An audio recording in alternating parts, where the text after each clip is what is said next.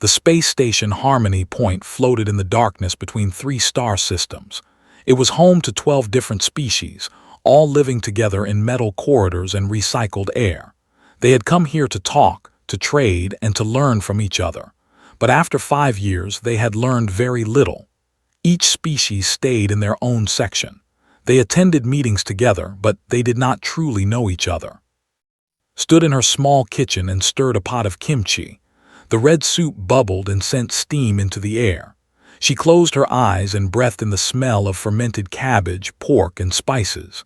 For a moment, she was not on a space station. She was back on Earth in her grandmother's house, watching the old woman cook. The kitchen was tiny. It had been built as a storage room but had convinced the station commander to let her convert it. Humans needed real food, she had argued. Nutrient paste kept the body alive, but it killed something inside the soul. Entered the kitchen carrying a box of synthetic vegetables. He was young, maybe 25, with messy hair and tired eyes. He worked as an engineer on the station, but he spent his free time helping cook. "The tomatoes look good today," he said, setting down the box. "The hydroponics team finally fixed the light levels." Nodded but did not look up from her pot. "We need more. The pepper flakes are almost gone." "I put in a request. The supply ship comes next month." They worked in comfortable silence, washed vegetables while prepared the side dishes. Small plates of pickled radish, seasoned spinach, and fried tofu lined the counter. The human crew would eat well tonight. The smell traveled. It always did. It crept through the ventilation system and spread into the corridors. Most humans smiled when they caught it. It reminded them of home, of family, of meals shared with people they loved. But the aliens did not smile. Walked through the corridor with his long blue fingers pressed against his nose. He was tall and thin, with skin the color of deep water.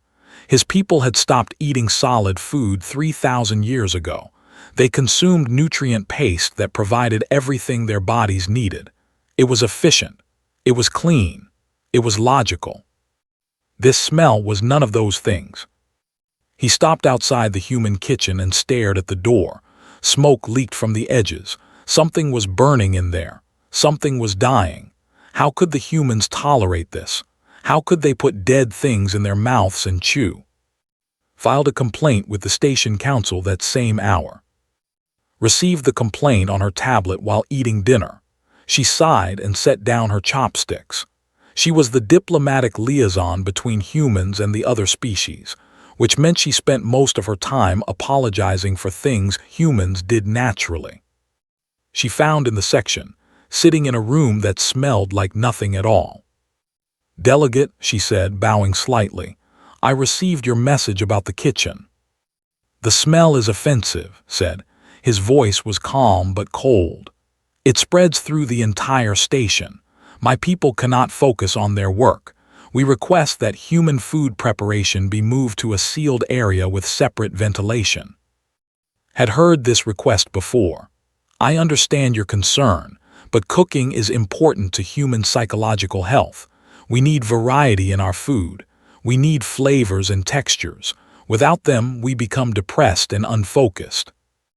"Then your species has a weakness," said. "You should work to overcome it, not force others to suffer for it." Wanted to argue, but she kept her voice calm. "Perhaps we can find a middle solution. Better filters in the ventilation system, maybe."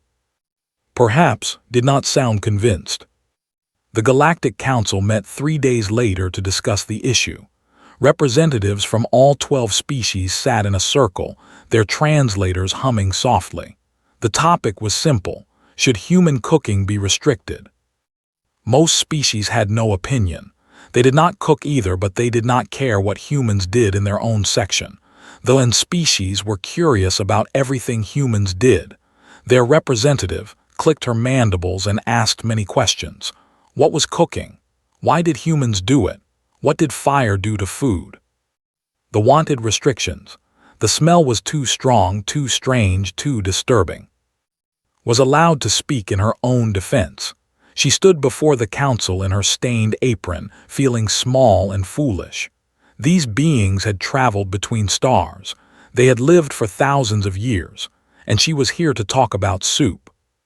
Cooking is not just about nutrition, she said. It is about memory. It is about love. When I cook a dish my grandmother made, I feel connected to her, even though she died long ago. When I share food with others, I share a part of myself. The alien stared at her. Most did not understand. Before you judge us, continued, I challenge any of you to try one meal, just one. Then you can decide if human cooking should be hidden away. Silence filled the room. The challenge hung in the air like smoke from her kitchen. No one accepted. The council voted to install better air filters and ended the meeting. But that night, after the station lights dimmed to simulate evening, someone knocked on the kitchen door. She opened it and found standing in the corridor, her compound eyes reflecting the dim light. I accept your challenge, they said. I wish to try human food. Smiled for the first time in days. Then please, she said, stepping aside, come in. Had never been inside a human space before. She stood in the doorway and looked at everything. The walls were covered with pictures of green hills and blue oceans. Strange metal tools hung from hooks. A machine hummed in the corner, producing heat. The air was thick with smells she could not name. Please sit, said, pointing to a small chair. Folded her 4 legs beneath her and lowered herself carefully. The furniture was too small, built for creatures with only 2 legs, but she did not complain. She was here to learn. I must tell you something, said. My species does not eat the way yours does.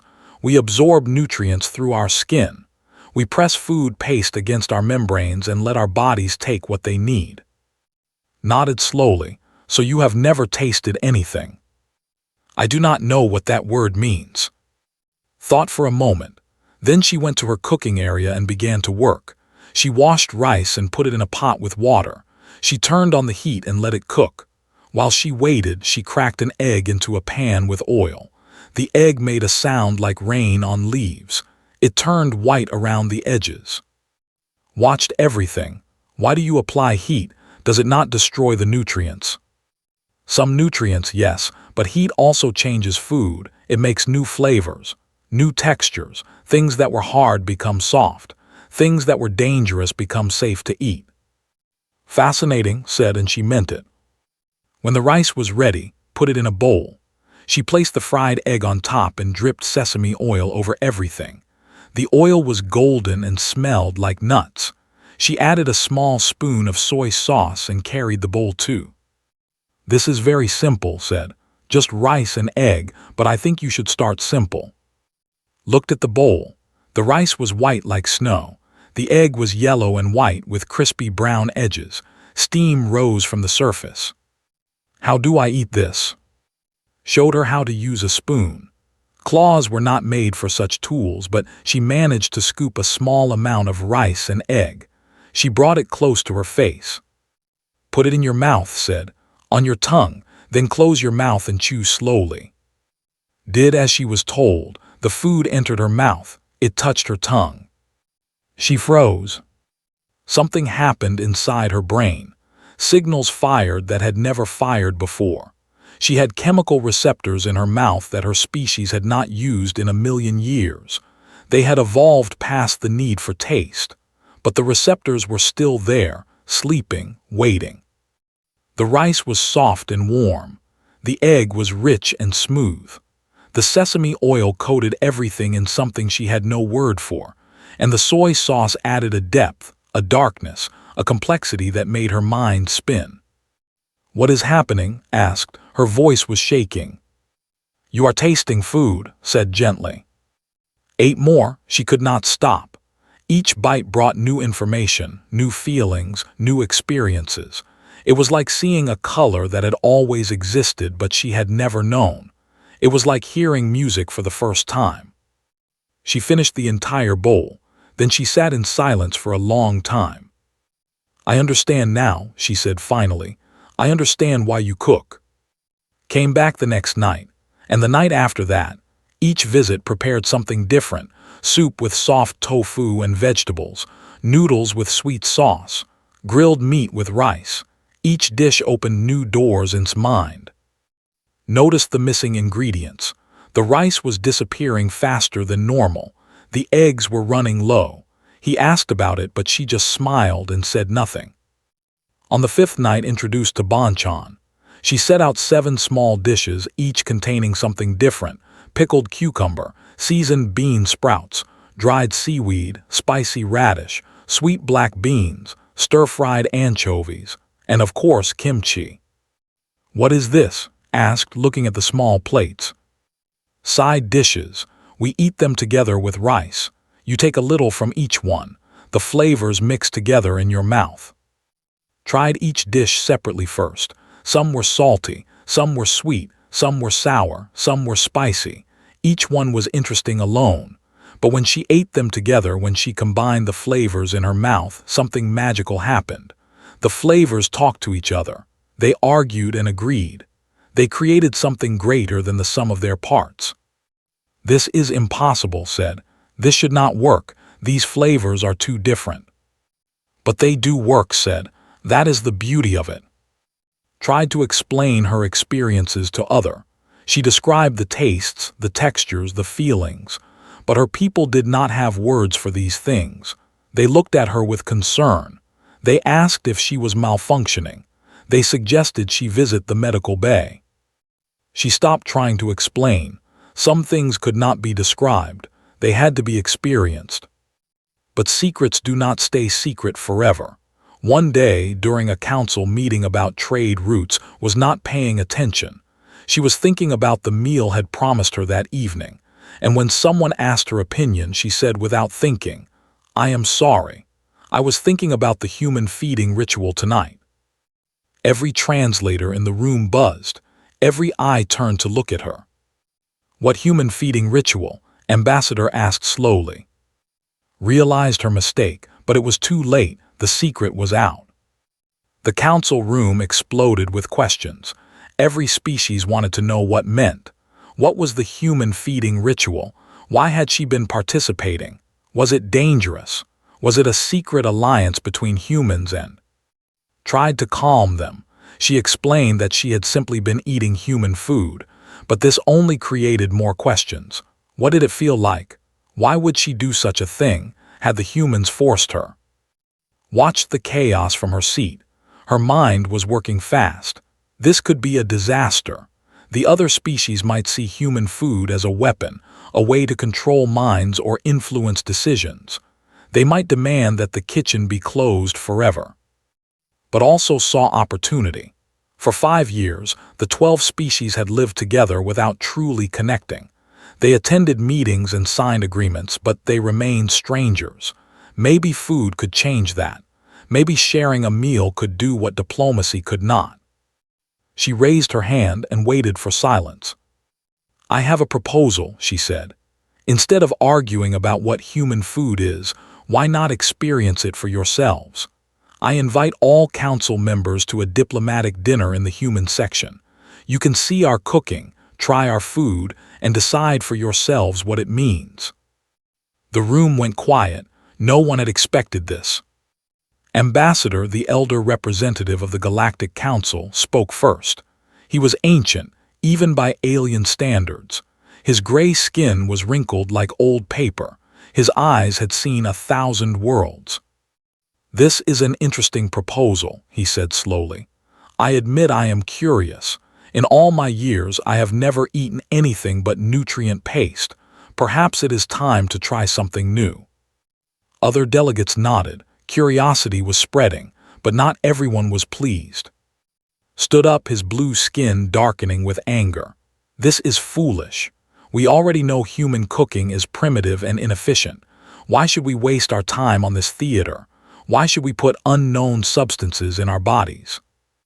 "Because we might learn something," said calmly. "Is that not why we are here, to learn from each other?" Had no answer. He sat down and said nothing more. The council voted. Most delegates agreed to attend the dinner. Only the refused, but they could not stop the others. That night visited's kitchen. She found the cook sitting alone, staring at the wall. "We have a problem," said. "I heard," his voice was flat, "a diplomatic dinner for 12 species in my tiny kitchen. It is an opportunity. If this goes well, humans will gain respect. The other species will see us as more than primitive creatures who burn their food." Laughed, but there was no happiness in it. "I am a cook, not an ambassador. I make soup for 30 people. Now you want me to feed beings from across the galaxy, beings whose bodies might reject everything I make." Sat down beside her. "That is why we need to prepare carefully. We have 2 weeks. We can do this." Did not answer. She was not sure if she believed it. The next day, and began their research. They studied the biology of every species that would attend. They read about digestive systems, chemical sensitivities, and food allergies. They consulted with alien doctors and scientists. They tested ingredients on small samples of alien tissue to check for dangerous reactions. The results were surprising. Most species could safely eat human food. Their bodies could process the nutrients without harm, but none of them had ever tried because of cultural taboos. Eating solid food was considered primitive. Cooking with fire was seen as wasteful. Sharing meals with others was strange and intimate. Helped when she could. She explained which species might be most open to the experience. They, of course, would try anything. The people, who looked like walking trees, had once eaten solid food thousands of years ago. They might remember the pleasure of it. They would be the hardest to convince, but had surprised everyone by announcing he would attend the dinner after all. He said he wanted to watch humans embarrass themselves. Suspected he was curious, even if he would never admit it. The night before the dinner, worked alone in her kitchen. She had planned the menu carefully. A full Korean course meal adapted for alien biology. Appetizers, soup, main dishes, side dishes, and dessert. Each dish chosen to show something different about human food. But as she looked at her ingredients, fear filled her heart. What if she failed? What if the aliens hated everything? What if she made humanity look foolish in front of the entire galaxy? Found her sitting on the floor, her head in her hands. "What is wrong?" he asked. "I cannot do this. It is too important. Too much depends on one meal." Sat down beside her. He was quiet for a moment. Then he said, "Do you remember why you started cooking?" Looked up. "What?" "When I first met you, you told me a story. About your grandmother. About how she fed everyone who came to her door. Rich or poor, friend or stranger, she always had a bowl of rice for them. You said you wanted to be like her." Remembered, her grandmother had been a simple woman. She could not read or write. She had never traveled beyond her village, but everyone loved her because she fed them, because she made them feel welcome in her home. "Your grandmother did not cook to impress people," said. "She cooked because she loved them. Maybe that is what you should do tomorrow. Do not try to impress the aliens. Just feed them. Show them love through your food." Wiped her eyes. Was right. She had forgotten the most important thing. "Thank you," she said. Smiled. "Now get some sleep. Tomorrow is a big day." The next evening, 12 delegates from 12 species walked through the corridor toward the human kitchen. They did not know what waited for them, but whatever it was, it would change everything. The kitchen had been transformed, and had pushed the tables together to form one long surface. They had covered it with white cloth and set places for each guest. Candles burned in the center, casting warm shadows on the walls. Soft music played from a small speaker, sounds of water and wind and distant birds. The aliens entered slowly. Some had to bend to fit through the door. Others floated or crawled or walked on many legs. They looked around with confusion and curiosity. None of them had seen a room like this. "Please sit," said, gesturing to the chairs. They had built special seats for species with different body shapes. They had a platform to rest on. They had a tall stool that supported their trunk-like bodies. Even had a chair shaped for his long limbs. When everyone was seated, stood at the head of the table. Her heart was beating fast, but she kept her voice calm. Tonight I will share my people's food with you. Each dish has a story. Each ingredient has meaning. I ask only that you try everything with an open mind." She nodded too, and he brought out the first course. Japchae, glass noodles made from sweet potato starch mixed with vegetables and sesame oil. The noodles were thin and clear like threads of crystal. They shone in the candlelight. "These are noodles," explained. "We make them from plants. In my culture, we eat them at celebrations. They represent long life and good fortune." The aliens stared at their plates. The noodles looked like nothing they had ever seen. One delegate, a creature with tentacles, poked at them nervously. "You eat these strings?" someone asked. "Yes, they are soft and chewy. The vegetables add different textures. Please try." Slowly, carefully, the aliens began to eat. Some used the utensils provided. Others used their own appendages. Helped those who struggled, showing them how to lift the noodles to their mouths. The reactions were immediate. Eyes widened. Bodies stiffened. Strange sounds filled the room as alien vocal systems tried to express surprise. "It is pleasant," Ambassador said slowly. "There is sweetness and something else, something I cannot name." "Sesame oil," said smiling. "It comes from tiny seeds. We press them to release the oil." The second course was soup, made with fermented soybean paste, tofu, and vegetables. The liquid was brown and cloudy with chunks floating in it. Some aliens looked worried. "This is fermented," explained. "We let the soybeans change over time. Tiny organisms transform them into something new. The flavor becomes deep and complex." "You let organisms eat your food before you eat it?" asked. His voice was sharp, but his eyes were curious. "Yes, fermentation is very important in human food. It creates flavors we cannot make any other way." Lifted his bowl and drank slowly. His ancient face changed. For a moment he looked young again, surprised by something he did not expect.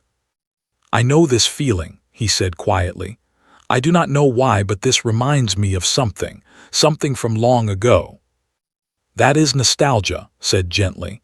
"Food can bring back memories, even memories we thought we had forgotten." Said nothing more, but he finished every drop of his soup. The main course was bulgogi, thin slices of beef, marinated in soy sauce, sugar, and sesame, then grilled over high heat. The meat was dark and glossy, sweet and salty at the same time. Served it with white rice and lettuce leaves for wrapping. "This is meat," she said, "from an animal we raised on Earth. I know some of you find this disturbing. You do not have to eat it if you do not want to." But everyone tried it, even those who had never consumed animal flesh. The flavor was rich and deep, unlike anything in nutrient paste. The texture was soft but firm, satisfying to chew. Had been silent all evening. He had tried each dish with a frown on his face, as if searching for something to criticize. But when he ate the bulgogi, his expression changed. His blue skin shifted to a lighter shade, a sign of pleasure. He noticed others watching him. He quickly made his face neutral again. But everyone had seen, everyone knew. The side dishes came next. 7 small plates of banchan, just like had shown weeks ago. The aliens passed them around the table, sharing, tasting, comparing. They did not know it, but this was the most important part of the meal, the act of sharing, the willingness to try what someone else enjoyed. "Why so many small dishes?" the delegate asked. "Because we believe meals should have variety," said. "Sweet, salty, sour, spicy, bitter, all together, all in balance. Life has many flavors, our food should too." Finally, dessert. Sweet pancakes filled with brown sugar, honey, and nuts. Cooked them fresh at the table, pressing the dough flat and letting it puff up with golden sweetness. The smell filled the room like a warm embrace. Took her first bite and stopped. Her compound eyes grew wet. Liquid dripped down her face. "What is happening?" she asked, her voice breaking. "What is wrong with my body?" "You are crying," said softly. "It happens when we feel strong emotions. joy or sadness or love, the body releases water from the eyes. But why? Why would this food make me cry? Walked over and put her hand on shoulder. Because food is not just nutrition. It is memory. It is connection. It is love made solid and shared with others. When you eat something made with care, you feel that care inside you. Looked up at her. Your species makes this feeling every day. Yes, every meal if we are lucky. Then you are richer than we ever knew. The meal was ending. Empty plates covered the table. The candles had burned low, but no one wanted to leave.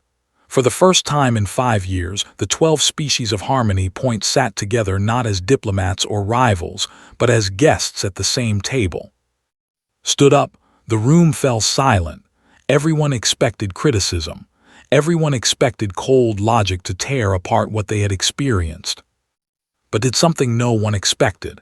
He bowed too, a deep bow showing respect in the way. I was wrong, he said. I called your cooking primitive, I called it wasteful and inefficient, but I understand now that I was measuring the wrong things. You do not cook to survive, you cook to live. There is a difference. He looked around the room at the other delegates. We have conquered space, he continued. We have solved death and disease. We have built stations that float between stars, but we have forgotten something humans still remember, the importance of sitting together, the importance of sharing, the importance of making someone feel welcome. He turned back to, thank you for reminding us. Could not speak, her throat was tight with emotion, she simply bowed back. And in that moment, everything changed. The Galactic Council met 3 days after the dinner. The topic was simple, but the results would echo across the galaxy for centuries. The Council voted unanimously to designate human cuisine as a cultural heritage of significance. It was the first time any species had received this honor for something that was not technology or art or architecture. The news spread quickly. Ships carried the story to distant colonies. Beings who had never met humans heard about the strange creatures who transformed raw ingredients into something magical, who sat together and shared plates, who used food to express love. But the official recognition was not the most important thing that happened. Came to his kitchen the morning after the vote. He stood in the doorway, looking uncomfortable. His tall blue body barely fit in the small space. I wish to apologize again, he said. My people have been unkind to humans. We dismissed your ways as primitive. We were arrogant. Wiped her hands on her apron. The past is the past. What matters is what we do now. Nodded slowly.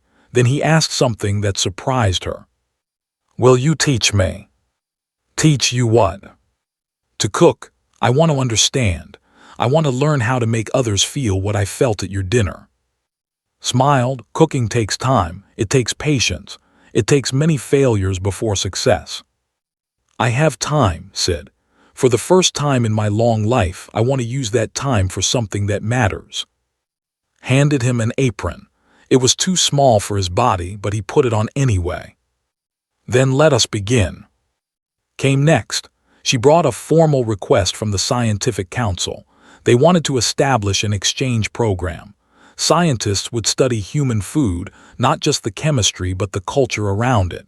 How meals brought families together. How recipes passed from generation to generation.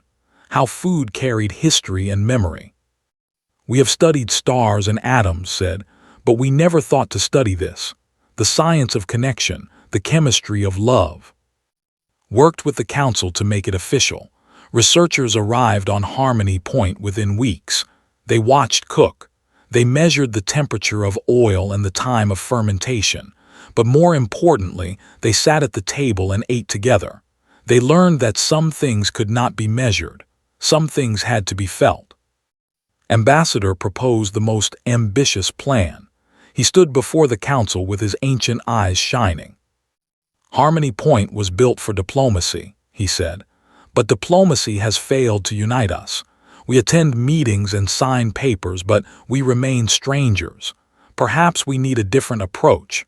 Perhaps we need a place where all species can sit together and share a meal.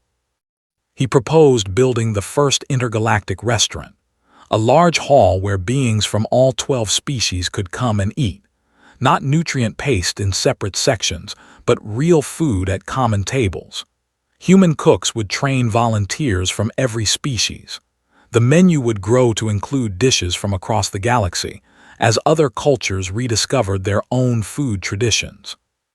The council approved the plan. Construction began immediately.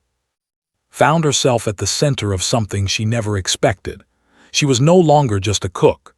She was a teacher, a cultural ambassador, a bridge between worlds. Became her assistant director, managing the growing kitchen staff.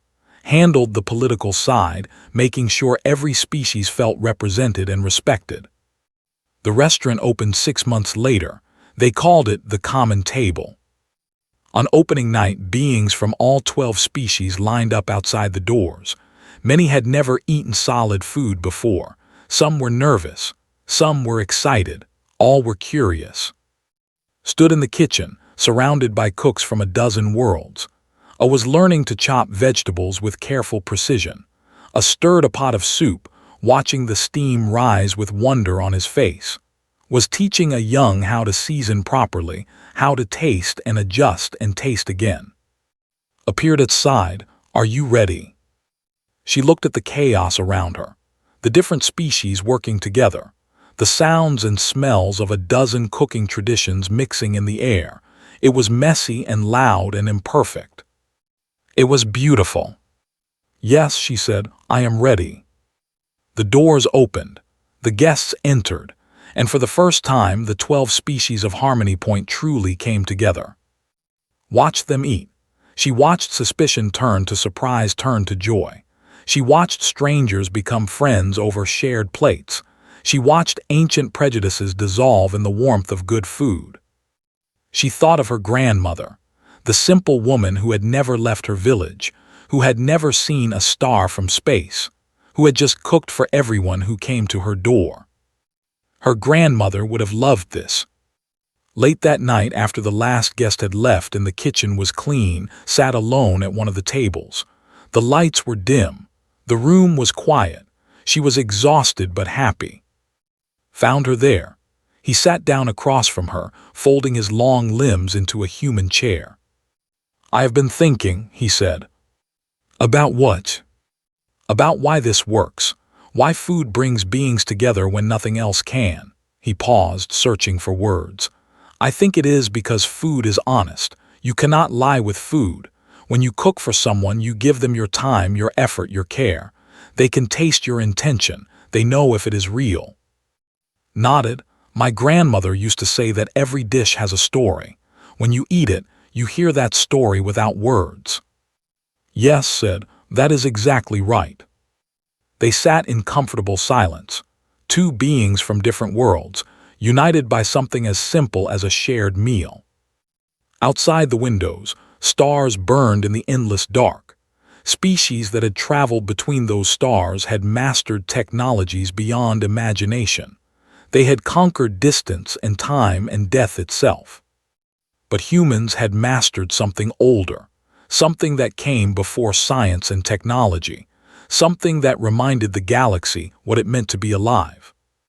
The simple miracle of sitting down together and saying, "Here, try this. I made it for you." That was humanity's gift to the stars. Not weapons or engines or equations, just food shared with love. And it was enough. It was more than enough. It was everything.